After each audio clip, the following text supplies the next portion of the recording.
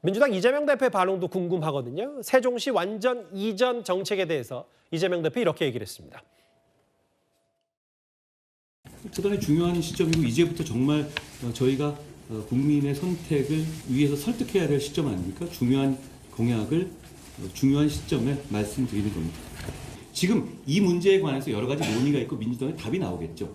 그거는 저희의 문제가 아니라 민주당에서 답할 문제 같습니다. 인생 알겠습니까? 최선을 다하는 것이고 저희는 이 정책이 그렇게 서로 간에 누구누구의 이해관계의 문제가 아니라 그냥 이 정책을 평가해 주십시오.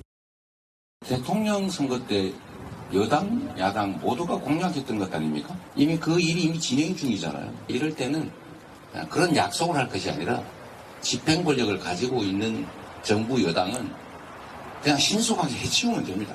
이미 할 수 있는데 하지 않으면서 선거에 이기면 하겠다라고 얘기하는 것은 저는 그건 국민을 기만하는 행위라고 생각합니다.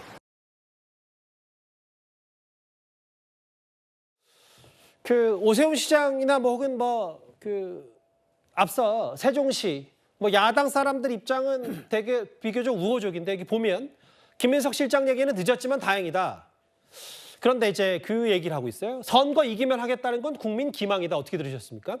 근데 사실은 아까도 제가 이야기 드렸지만 이 문제 같은 경우는 민주당도 원칙적으로 찬성하고 있고 지금 현재 그 지역구 든 김민석 의원조차 빨리 협의하자. 논의하자 이렇게 이야기를 하고 있기 때문에 전혀 이슈가 되지 않고 전선이 서지 않는다.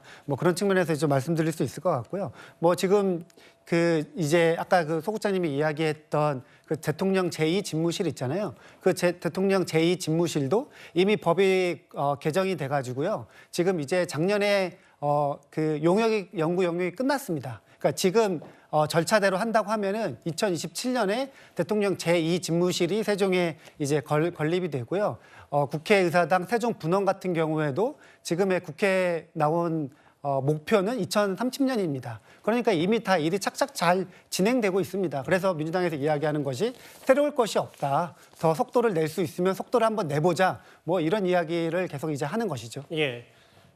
근데 이제 만약에 이 부분은 결국은 여야 합의해서 헌법적 문제 제기에 아무 문제가 없다. 그러니까 총선 전략으로 세종 혹은 충청과 서울 표심 공략 문제를 떠나서 한동훈 위원장이 했으니까 전선이 확대되진 않더라도 총선 전략으로 아니어도 민주당은 어쨌든 하면 같이 동조하겠다 이런 뜻으로는 받아들일 수 있겠죠? 네, 물론입니다. 거기 예.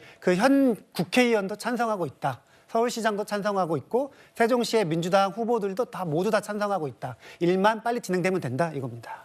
그런데 이제 조금 다른 것이요. 지금까지 진행되어 온 그 세종시 국회 분원의 경우에는 국회 본청이 이사 가는 것이 아니라 말 그대로 분원을 설치하는 것이었습니다. 여의도 국회의사당을 모태로 하고 세종시에도 이 국회 분원을 세워서 일부 상임위 기능을 세종시로 옮겨가자. 여기까지가 지금까지 진행된 논의였다라면 오늘 한동훈 위원장의 얘기는 자신들이 이 원내 다수당이 된다라면 국회법을 개정을 해서 지금은 분원을 이전하고 하도록 돼 있는 것을 본원 자체를 이전할 수 있도록 추진하겠다. 그러니까 100% 완전 이전 말하는 거잖아요. 그렇습니다. 그러니까 여의도 국회를 이제 아예 비우고 세종시로 국회를 완전히 옮기겠다라는 것이기 때문에 이게 전국적으로 크게 이슈가 되지는 않을지 모르겠지만 최소한 여의도 국회의사당이 있는 서울 영등포구을 그리고 이 세종시가 옮겨가게 되는 세종시의 경우에는 예. 상당한 민심에 영향을 끼칠 수 있지 않을까 하는 생각이 듭니다. 알겠습니다.